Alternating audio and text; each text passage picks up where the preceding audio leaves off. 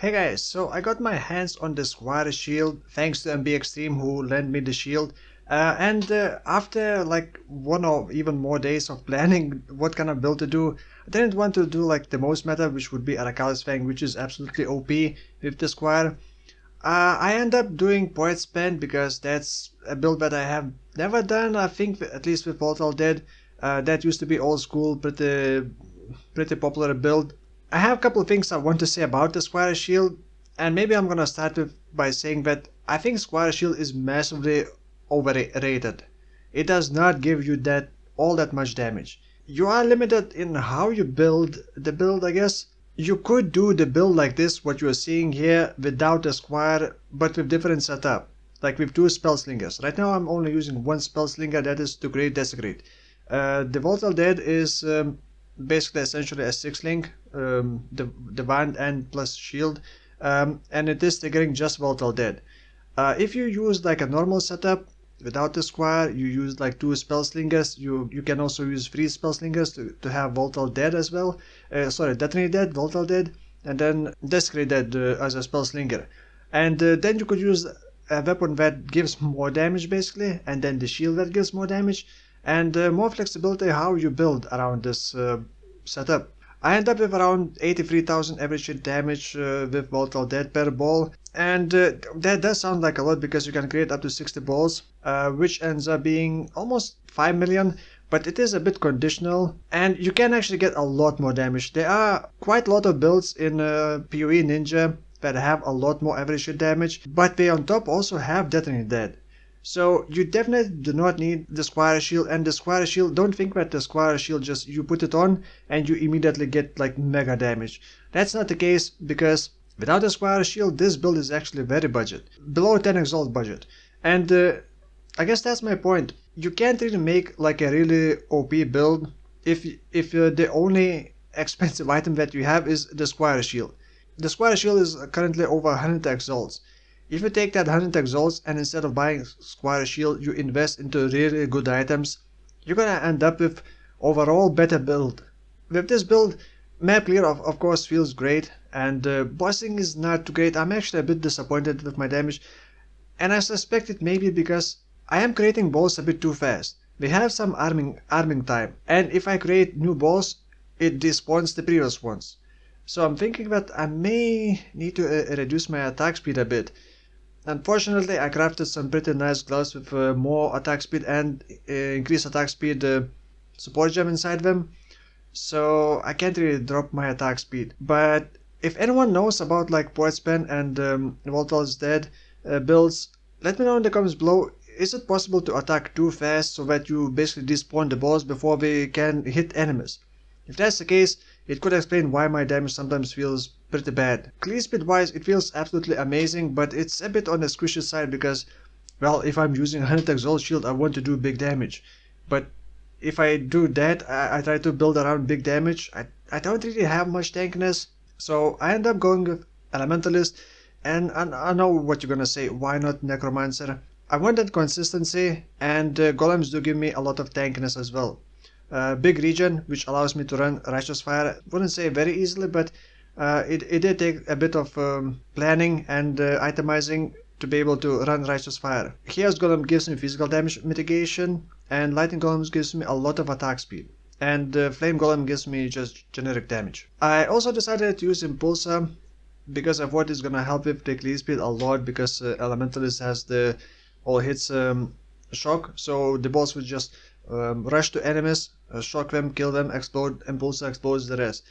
And it does work like that a bit, but I don't think that Impulsa is actually needed. Another thing is there are so many different like ways you can build this. I was stuck for quite a lot of time trying to figure out how it is better to build. Do I get, let's say, Anger Aura, or do I squeeze in Purity of Fire and then run Righteous Fire? Do I use Petrified Blood and go low life and get Pain Attunement? And it's just so many different ways you can build. You can get +1 amulet. I currently do not have +1 amulet. I went with the Purity of Fire, increased mana reservation efficiency. I also absolutely needed minus mana cost. Mana is kind of an issue, and another thing is you can solve mana in different ways. You can use life tap. You can also go Eldritch Battery. but then you cannot use Inspiration and Arcane Surge. You need to figure out how to, well, sustain your energy shield. I did not go Eldritch Battery. I planned on it, but after checking some numbers, I decided that I don't want to invest into getting energy shield, and I could still sustain my mana with just getting Conqueror's Replica Conqueror's Efficiency Jewel, and then one jewelry with minus mana cost, and then just getting some reduced mana cost on passive skill tree. I did also get a bit of cooldown recovery speed. For Poet's Pen, I believe you only need 14% CDR to the next threshold, but for Spellslinger I actually needed, I believe, 17% or maybe 18% CDR, because the Helmet enchantment is giving me another 30% CDR, and that's another tricky thing.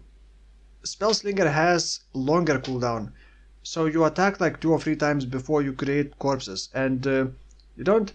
There are so many issues. You don't always create 9 corpses, and I even spent 3.5 exalts just to get the Awakened Spell Cascade, because I don't know how to explain this, but essentially you don't always create maximum amount of orbs per trigger. That's why Awakened Spell Cascade helps, because it also checks the corpses to the side and at the middle, so basically which makes it a lot easier with the Desecrate. Another thing is normal Desecrate without any MTX kills FPS a lot, but it doesn't matter, because at this point anything I did, anything I tried killed FPS a lot. As soon as I start getting a bunch of balls and we start exploding, the FPS just drops to 30 and then it becomes pixelated. So this video is probably gonna be very pixelated and kind of ugly. So I'm gonna talk about how I made this, the items, skills, links, passives tree, and extra information and PUB import code will be in video description. So I'm gonna start with the uniques. Poet's Pen, obviously, the Squire shield, obviously, then the Inpulsa. You don't need a 6 link, you just need kind of a 5 link, and I'm using 5 link just for the golems linked with combustion. I have a helmet with +2 million gems, but I needed combustion linked to golems because I couldn't link it with the frenzy. You want the helmet enchantment and then actually just life and resistances, but you could get nearby enemies have minus fire resistance. However, I could not find the helmet enchantment with that influence. So this is what I end up with, but you could improve the helmet, obviously. The amulet, you could also get +1 amulet, +1 fire, or +1 dexterity. Well, +1 fire would work better with this influence. And I needed the minus mana cost, so it was a bit tricky getting what I wanted. The gloves, I decided to go with the essence craft. You basically take essence of insanity, I believe, and then you use the Eldritch influence and try to roll faster attacks as well. You do lose quite a bit of attack speed if you don't have that, but just if you can't afford that, just get like well, if you can't afford that, it's funny saying that, if you can't afford the Squire, you can afford that, so just get that. Belt, nothing special. I did want to get some regen, and currently I have 1156 boots as well. The main thing is just CDR. You need to get, I believe, 17 or 18% CDR combined between belts and boots, so try to match that.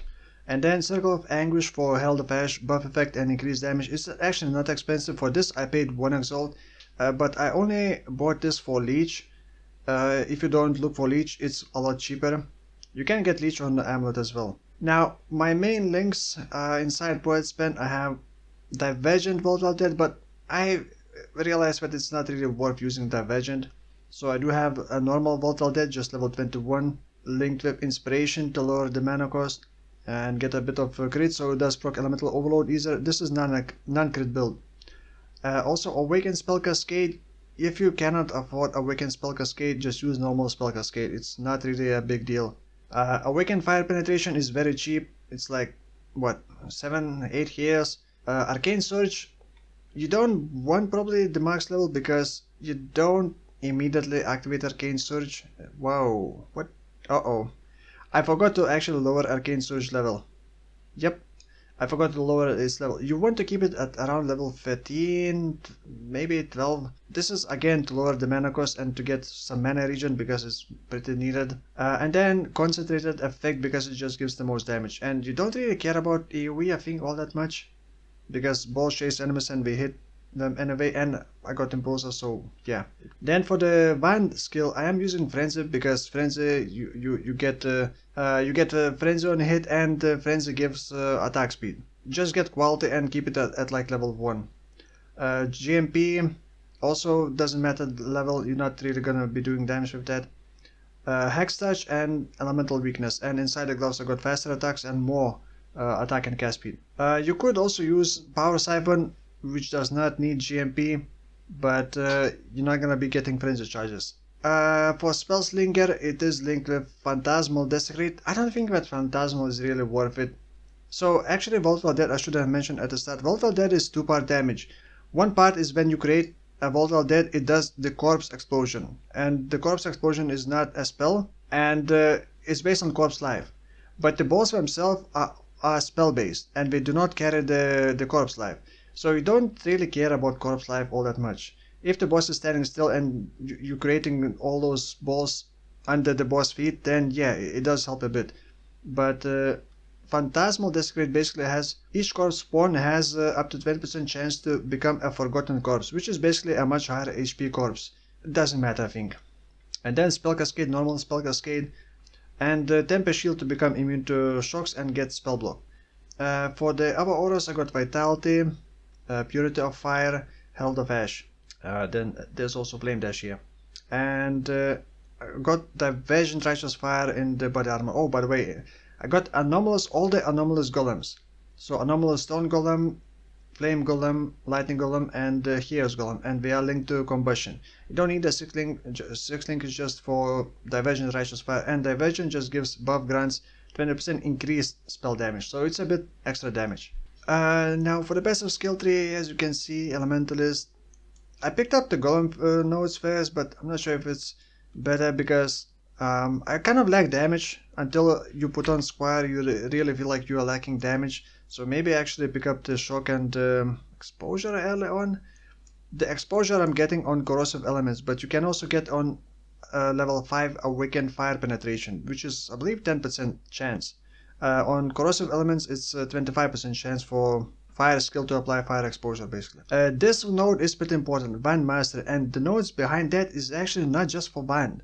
This is increased damage while wielding a wand and not with wands, which means it actually gives damage to everything that you have while you are wielding a wand. So it even increases the damage of Inpulsa. So you get quite a bit of damage, attack speed here, and also a nerve. A nerve makes enemies take 10% increased spell damage, which is very nice.